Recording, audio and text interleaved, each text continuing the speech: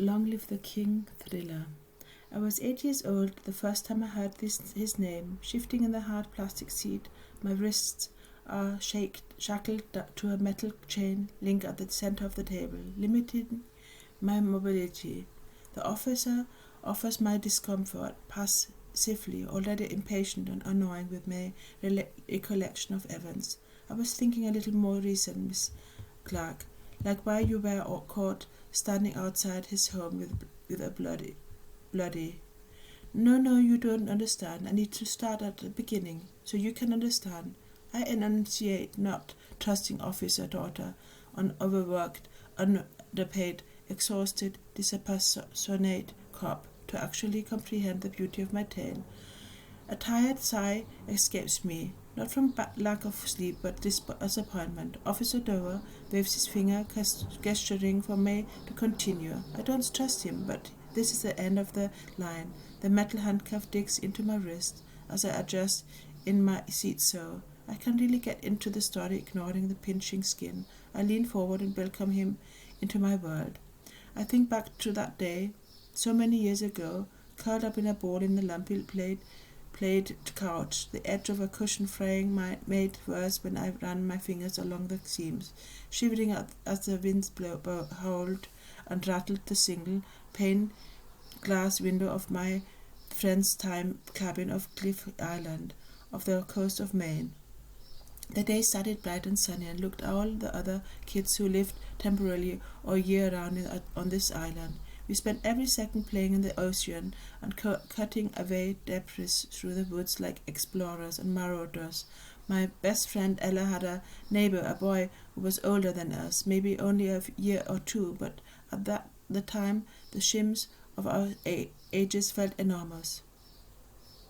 He was tall, he spoke confidently, and made fewer stupid jokes than the boys Ella and I went to school with on the mainland. Something about that island boy consumed me, and he was all I could think about as we explored the island that summer. I followed him bravely as we climbed up trees and leaped, clutching the makeshift swing as we flung ourselves into the water below. As that particular day came to an end, I followed Ella, reluctant but resigned, back to her camp.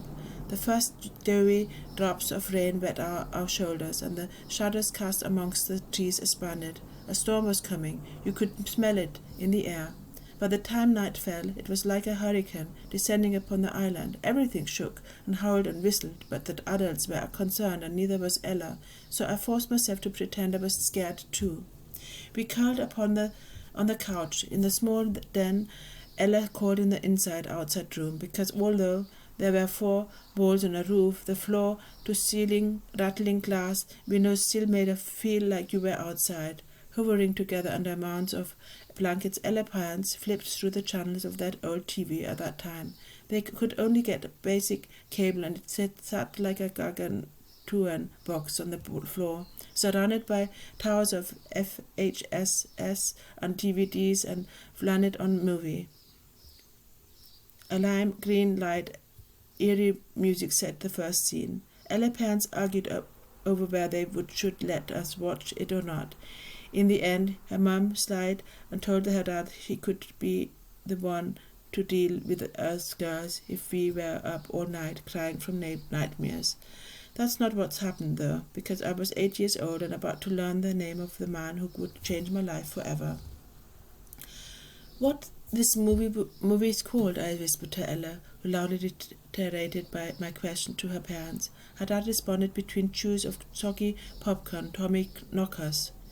It was a weird movie. I felt like mine was being twisted and warped and corrugated, then get gently to rest when the movie came to an end. It's a Stephen King. You girls have heard of him, right? He's a Mainer. Her dad announced proudly, as if we had claim to him, as if we could know him. That was when my obsession started. I returned to the present, explaining to the officer in the front of me. His pen lifts off the yellow-lined notebook, sparking my curiosity. Why wouldn't he use a laptop to make my statement? Surely that would be easier. I like the drama of the pen and yellow-lined pages, like we are back in the 50s, and he's trying to get me talk by making the room a little too hot and the light too bright. Any second now, his partner, the good cop, will come in here and offer me a cigarette, a whiskey, and a whiskey. Miss Clark, officer daughter, prods, annoyed that I keep getting lost in my head. I didn't play with the other kids the next day. I didn't care about the tall, handsome boy next door. After the movie ended, I asked Alice's parents about Stephen King, and her mum casually explained while folding musty old blankets and picking up remnants from our slumber party in the inside-outside room, that she had a few of his books lying around somewhere. I had just had to dig around and find them. I tell the story like I'm writing it down with a nuance and interiority. You see, I tell the cop, or is he a detective? His plain clothes pointed to the latter, but he's the same man who's caught me outside the tall Gothic red mansion, handcuffing and stuffing me into the back of his cruiser.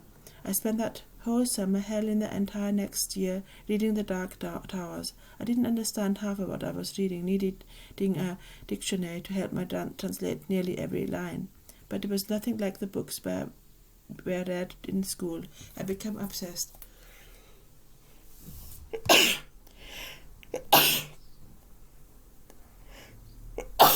Excuse me.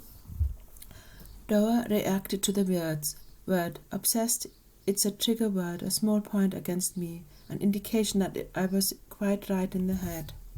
That led me to other authors, of course. Ray Bradbury, Frank Herbert, Cliff Parker, Douglas Adams. Then as I got older, it became Atwood and Nin Vonnegut and Balahineok and Bukowski. I lost myself in. A cleft throat clearing interrupts my train of thought, and I glance up, wide-eyed and mystified, suddenly immersed in all those unspent feelings of my youth, trapped in a miasma of misanthropy and philic lust. But Officer Thor and his greying, whiskery, late-shaven face disinterested in my passion. He wants the crux of the story, the meat of it, the spoilers. He doesn't want the prose of tension. Just give it to me, his eyes scream. Just admit what you did. He would truly hate reading Tom Robinson. He releases a long, suffering sigh when the door creaks open behind him, and a second officer, this one clad in standard blues, enters the room, holding a clear plastic evidence bag. I wince when I see the contents.